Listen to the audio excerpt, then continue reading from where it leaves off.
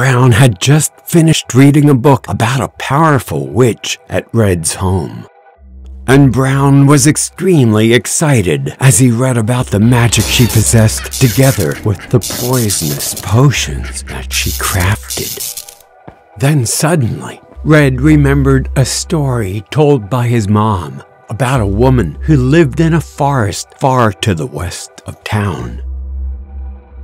Red became frightened as he recalled his mother's words saying that she looked a lot like a witch and she loved to turn spoiled little children into rats and put them in a little cage in and around her house. Brown said that she was just a crazy beggar and that he'd seen her before begging for money in the park.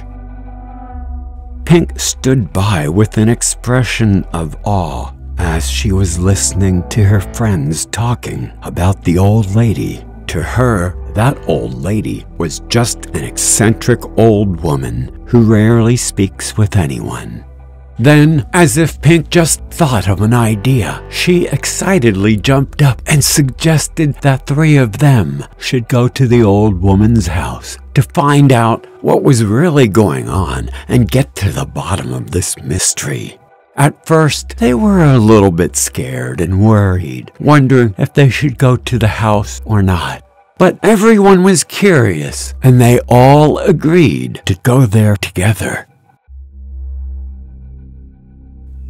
The 3 friends nervously followed the path into the forest, which led to the woman's house. The closer they walked to it, the more visible it became. From the outside, the house didn't look much like the one in the book that Brown had read before. The house was mostly made of ebony. It looked quite small. On the outside, it was gloomy and silent. But inside, you could see many candles lit, and the flickering of lights were shining through the windows onto the white snow. Red carefully sneaked to the side of the house. He saw a window in the back and then made plans for Brown and Pink to join him. Because the windows were so high, Red motioned to Brown to get down on all 4s to lift him up first.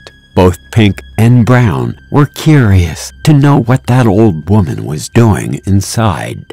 As Brown lifted him up, Red looked inside the house and saw a rather small but old woman with a plump body sitting in a chair with her back turned towards him.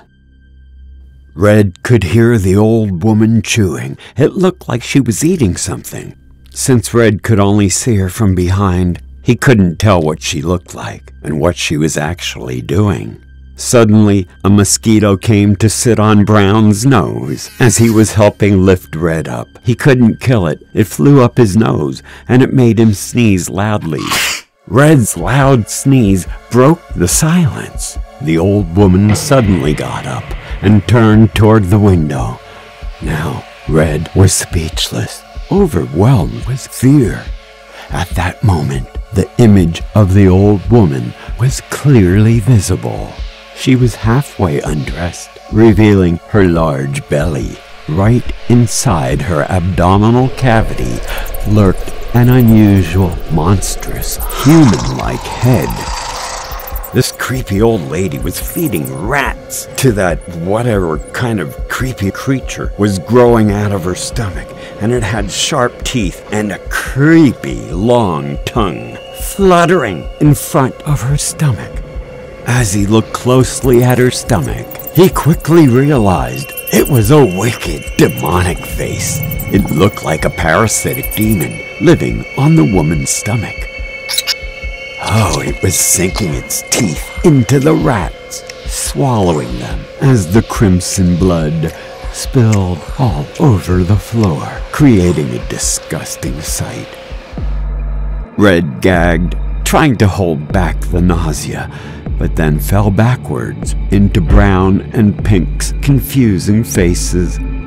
Red screamed out that she was a witch and ran like crazy, as Brown and Pink had no idea what was going on. They just confusingly looked at each other. However, just about the time when Brown was taking Pink's hand to run away, he saw Pink looking terrified, realizing that the old woman stood by the window looking straight at Pink. By now, the two of them were so petrified that they couldn't run at all. They were frozen with fear.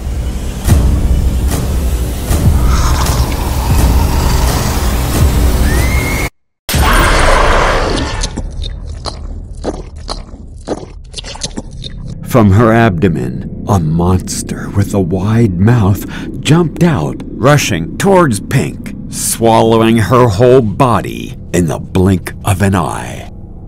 Brown screamed in horror and ran away. He ran all the way to the main street and then passed out. Later, he was found by a passerby and taken to the hospital. But the horror story didn't stop there. According to his description, the sheriff went to find the old woman's house, but there was no trace of her existence. Red and Pink were reported missing, and the people in town assumed that the three kids had gone into the forest and went missing. Later, the police found some pieces of Pink's clothing. They assumed that both Pink and Red quite possibly were eaten by wild animals.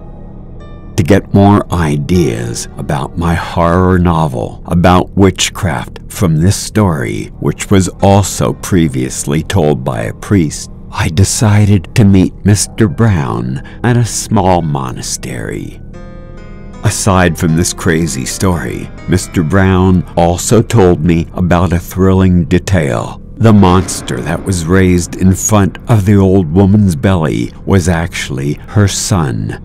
Not only that, when I asked about the address of that house in the woods, Mr. Brown enthusiastically showed me, but just as I was about to leave, he warned me that if I intended to ever go there, I had to be careful for my life because there were traps set everywhere.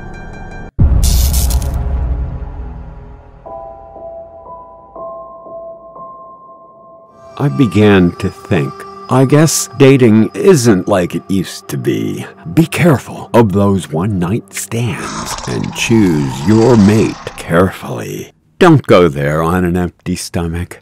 You may be tempted to eat what they're eating. Or maybe I should say, you are what you eat. Or Who